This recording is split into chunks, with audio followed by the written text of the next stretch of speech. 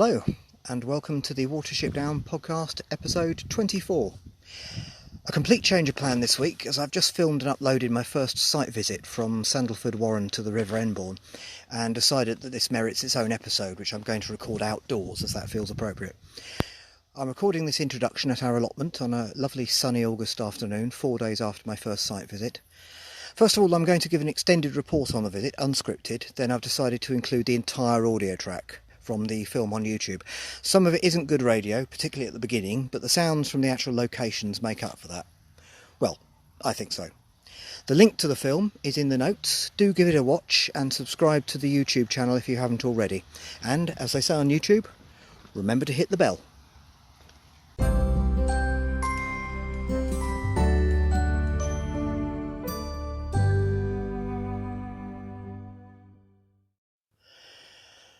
Well, it's now 10 to 8 in the evening. I'm sitting in my garden with a lovely cold pint of cider, and I'm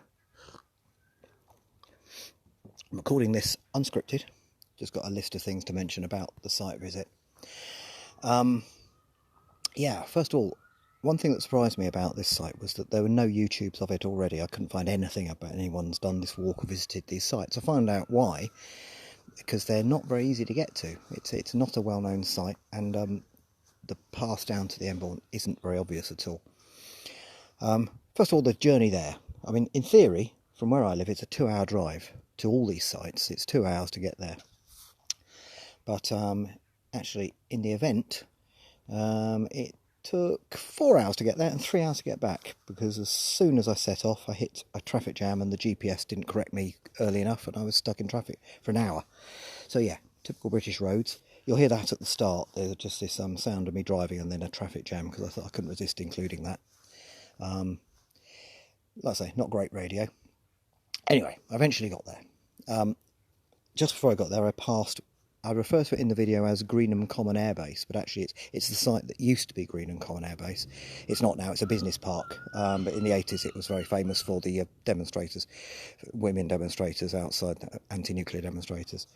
So it's strange seeing that gate again, because I saw it when those demonstrations were there, and now it's just an entrance to a business park. So just in case you're wondering why I'm calling it Greenham Common Air Base, it's where it was. It's incidentally where one of the new Star Wars films was filmed. The Rebel base is filmed in part of the old Greenham Common Air Base.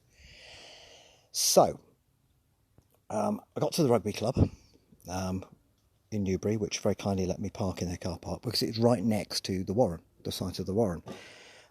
So, I hadn't researched that. I hadn't been able to find out if I could get straight through to the Warren. So I signed in, and they were very, very nice and very friendly, and went to where I thought I could get through to the Warren, and what's there? A massive fence. Absolutely solid fence. So I had to immediately walk around the edge of a rugby pitch. I eventually managed to find a gap in a gate where there's a gap through. Otherwise, I would have to go all the way out to the road. I got through that and got into the park, and then checked my GPS. Now, the park is not like a city park. It's not the kind of place with manicured lawns and well-mown lawns. These are very rough mown lawns. The grass, you can tell it's mowed by a tractor probably. And it's very long and very rough looking. It's a country park. It's not the kind of place crowded with people at all. In fact, I'd say that actually the grass there could do with more rabbits. It needs quite a bit of silflay. So I got up to where Sandleford Warren is, up to the site, the exact site, and when I get there, there's a pause in the video, because I couldn't be bothered finding out how to overlay the pictures over my commentary. So there's a pause while I show two pictures, one showing the bit of the map from the book, and the other showing the Google Maps image. So you'll hear a pause there, which is quite annoying, but I've left it into the audio. And the Warren looked exactly as I expected, apart from the really rough grass. Like I say, it's really rough mown grass. So it'd be interesting to see it in winter, actually.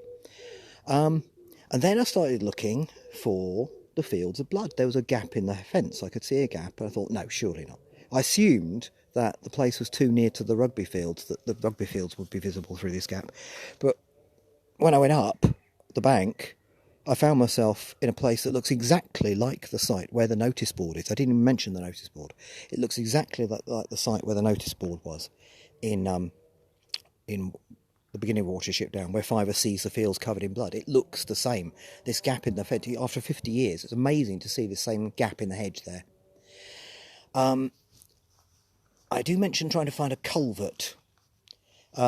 Now, at that point, I hadn't probably looked up what that is. A culvert is just an earth bridge over a ditch where you've got a tunnel, a tube going through, so that a brook or a ditch can keep running under it. And there was apparently a culvert nearby. I found culverts along the brook, but I didn't find one actually out the warren, which I thought I would be able to.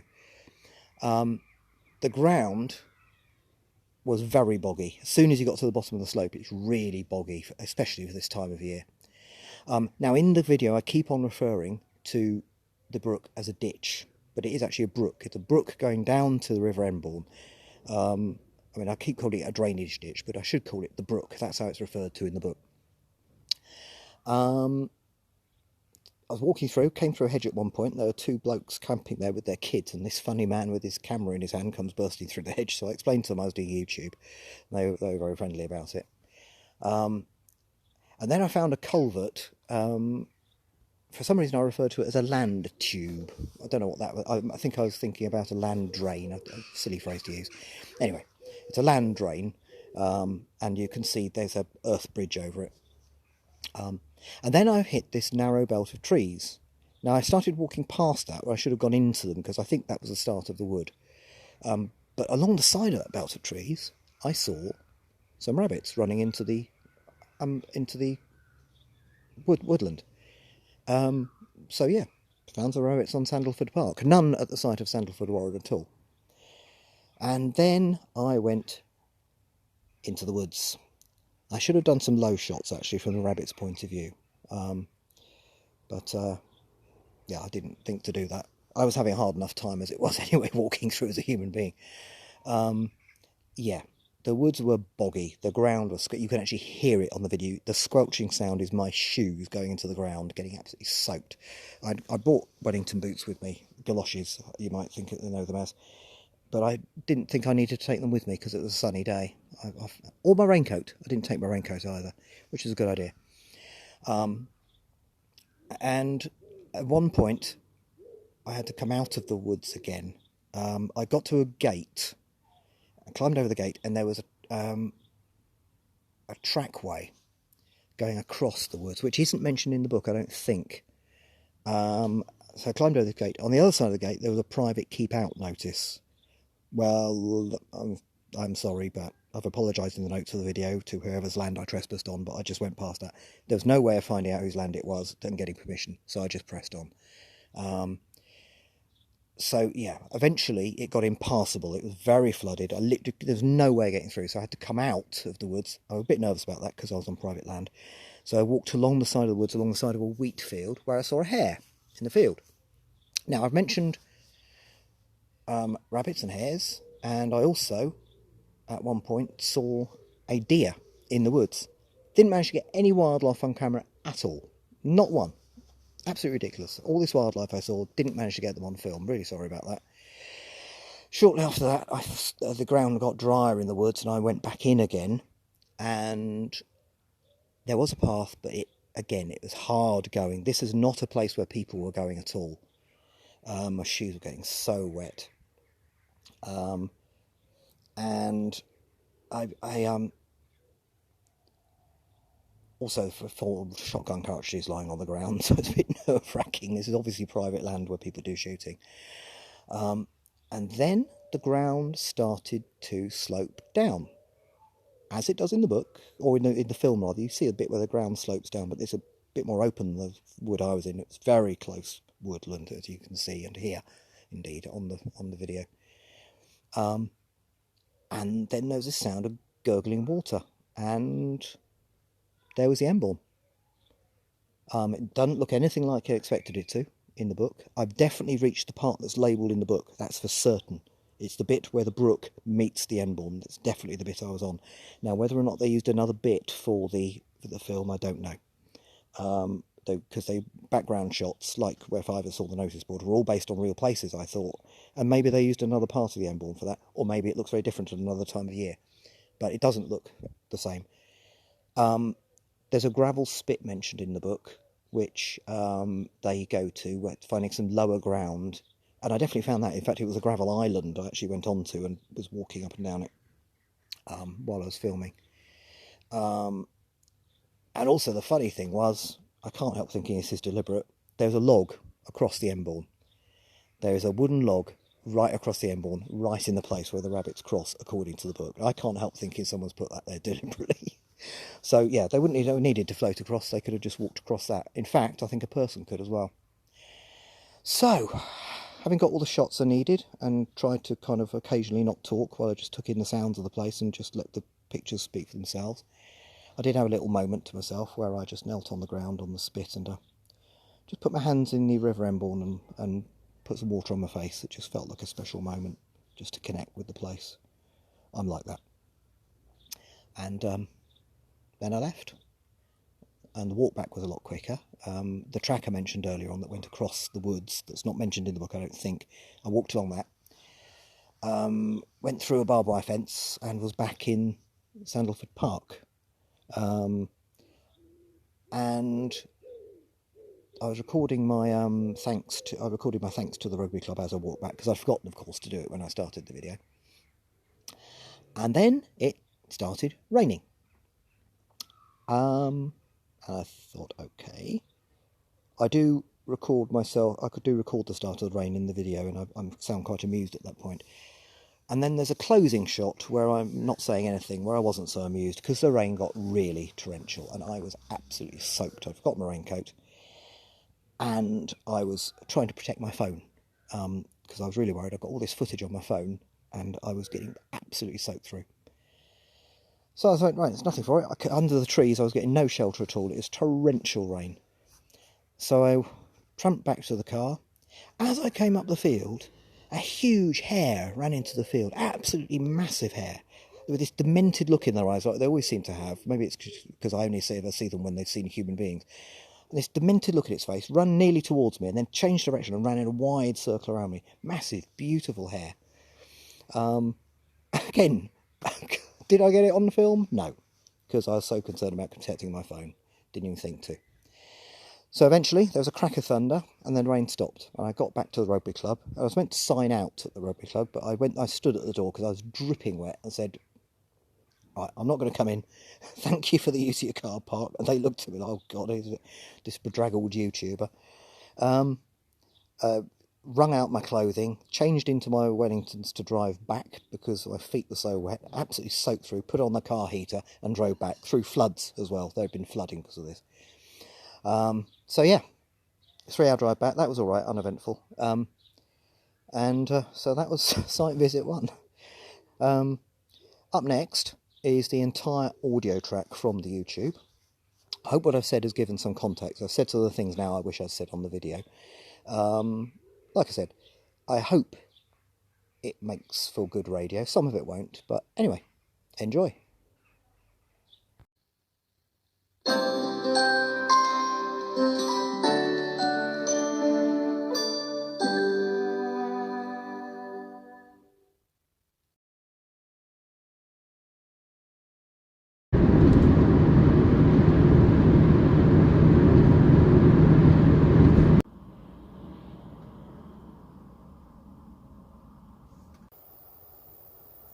Welcome to Sandleford Warren.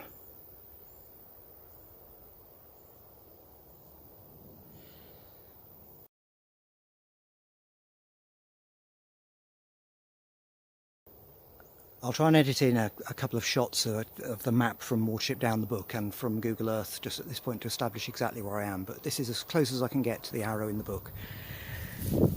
I'm in Sandleford Park, just south of Newbury. Over that way is Greenham Common Air Base, just to give you your bearings. I drove past that.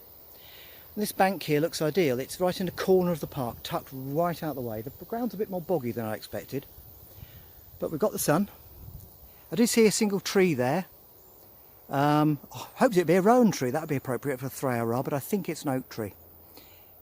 But anyway, here it is.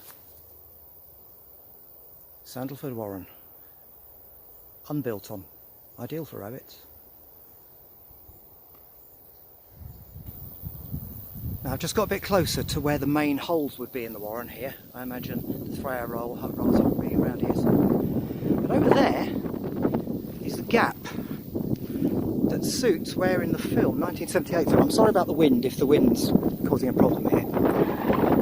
There's a gap here that suits where Fiver sees the fields covered in blood. I'm getting closer to the mic here. I'm just going to switch off and try and get a lack of wind in a minute.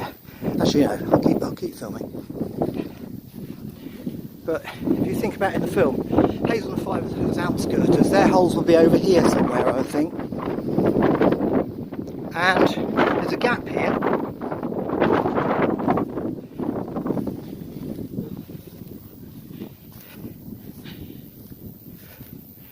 Maybe Richard Adams specifically thought of this place. Maybe it was this specific, because here we go. Didn't expect to find this, because I thought the rugby fields would be nearby, but here they are. The fields that were covered in blood.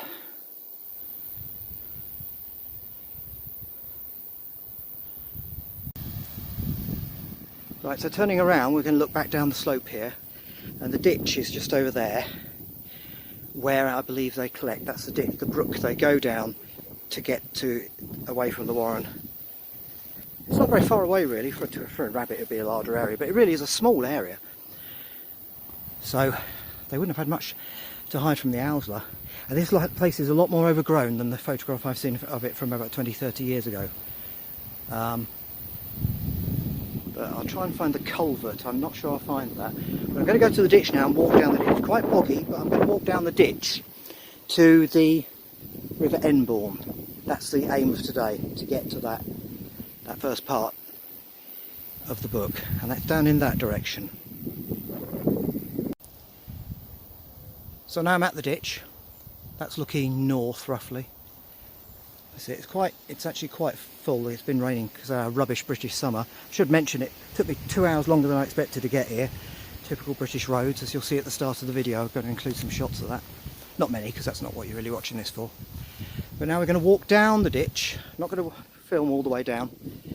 And try and get to the woods and then the River Enborne. Bye bye Sandleford Warren.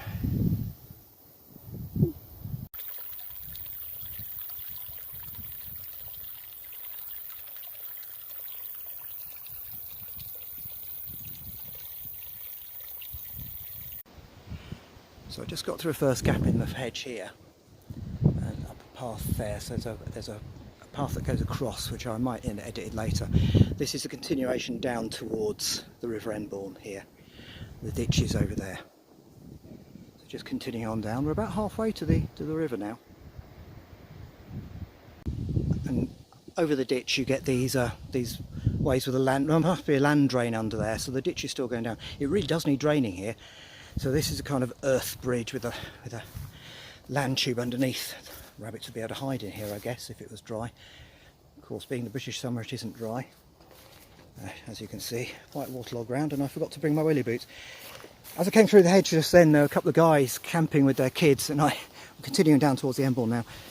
And they're quite surprised to see this bloke come through the hedge, I think, with a camera, so I just reassured them what I was doing. They were very nice about it. Weirdos in parks with cameras. So just continuing on down towards the Enborne now. Now, over there, I don't know if I'll get them, I've just seen some rabbits. They're not at the Sandleford Warren, obviously. And they ran off as soon as they saw me. But yeah, there is a warren here, so it is suited to rabbits. I've got no chance of seeing them, but yeah, a couple of them ran off. I wish I'd got them on camera. But yeah, that was quite nice. That's another gap through the trees there.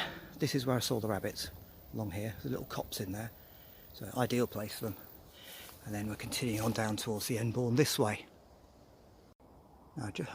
Now just check where I am, and because I assume the woods have diminished a little bit, but strictly speaking, these are the woods they go into. There's a little belt of trees here. It only thickens up towards the bottom there, so it's not a very big area. So I'm now going to go into the woods. I don't know if there's a path through here.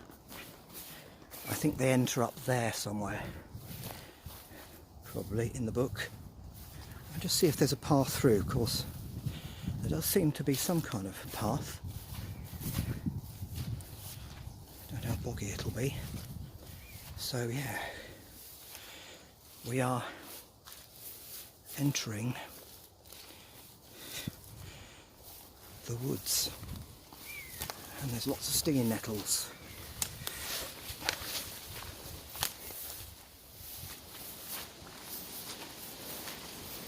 Oh god, it's boggy here. I really wish I had brought my wellies with me, but I thought it's a summer's day, it'll be dry, don't worry about it.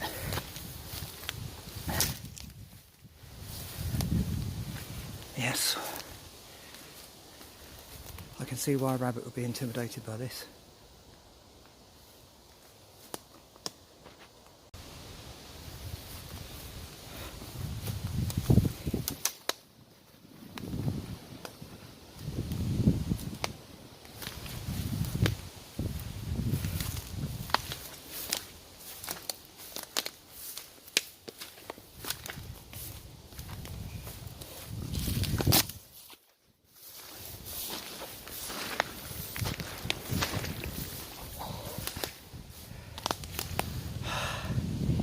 So boggy here.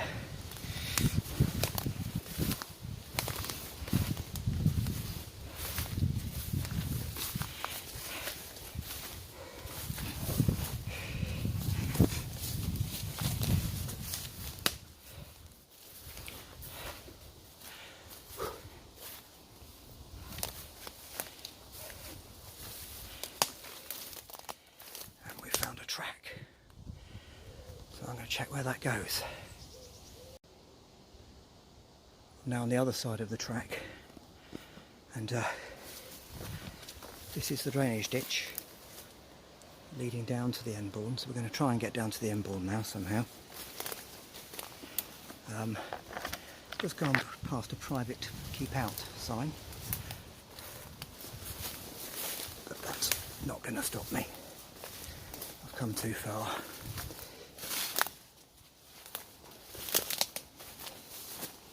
I might have to go up onto that field there to get to the river, because this is impassable. Found a slightly easier path now, because the drainage ditch gets very flooded down there. Don't know if you can see that. Don't know if that's the Enborne or not. It might well be. It's very flooded. Just going to go on further and see. There's a hare over there. Don't know if you can see it. As I walk along, it might come out.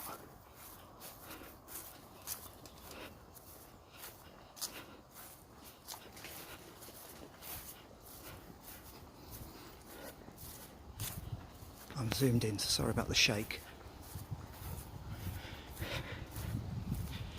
Definitely saw a hare.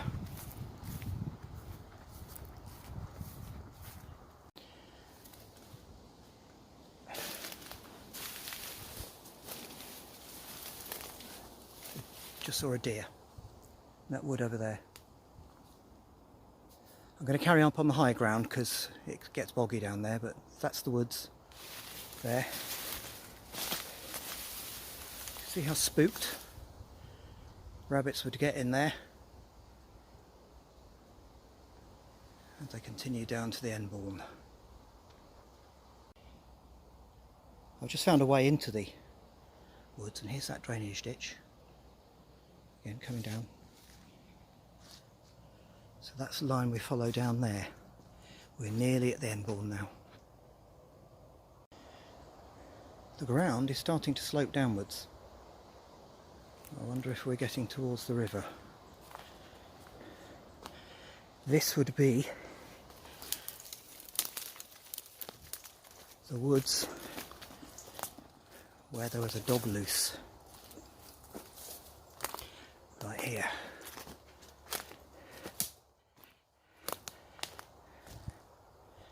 I hear its bark far away. No, they've got to get away.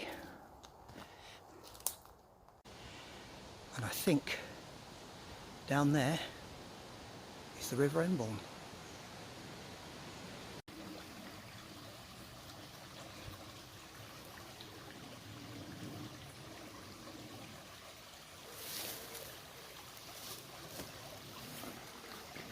There it is.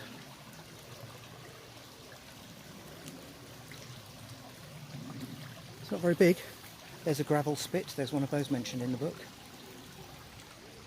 I'll go further up here and take a look up here. The Enborne. Quite overgrown. Quite silted up, really. I can't be sure if I'm at the exact place they cross, but this is the Enborne, and over there is Hampshire. That land right there is Hampshire, the county of Hampshire, where the rest of the book takes place. So, we've got here. That was quite overgrown. And now I've got to find my way back.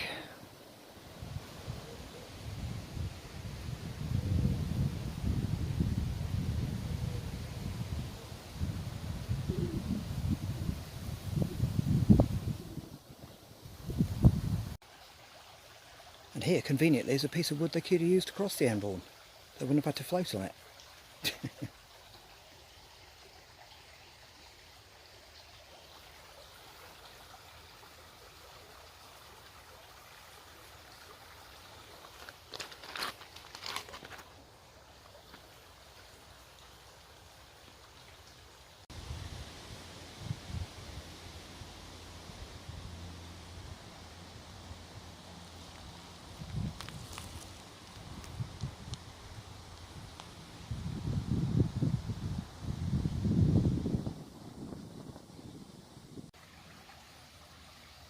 Double checking on Google Maps, I've realised this is actually where the drainage ditch meets the Enborne, so this is more or less exactly where they would have come to the river.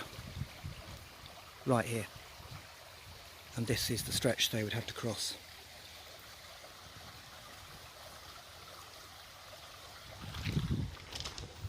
Lovely, quiet, peaceful little place. My shoes are soaked through.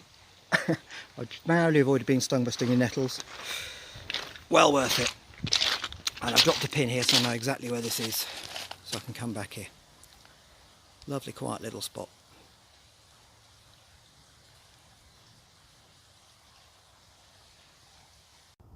Of course, this isn't a problem that troubles rabbits. I knew I'd have to climb through a barbed wire fence at some point. I've had to climb through a gate, over another gate, and through this barbed wire fence.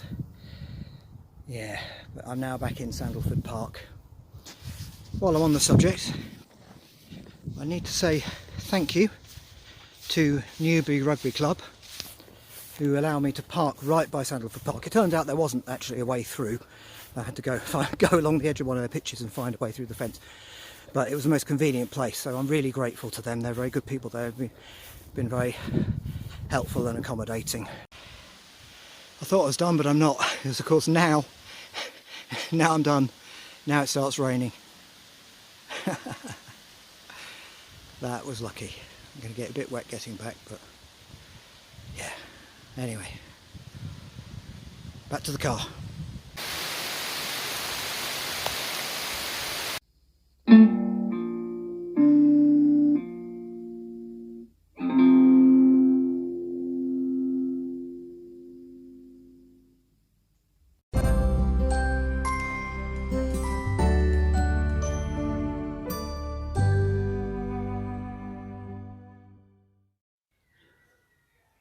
I don't know if you can hear that, but there are church bells ringing in the background. Absolutely brilliant. Anyway, this is just recording the end. Next time, as long as I stick to the plan this time, Fiver has a vision, and we learn about the other Warren.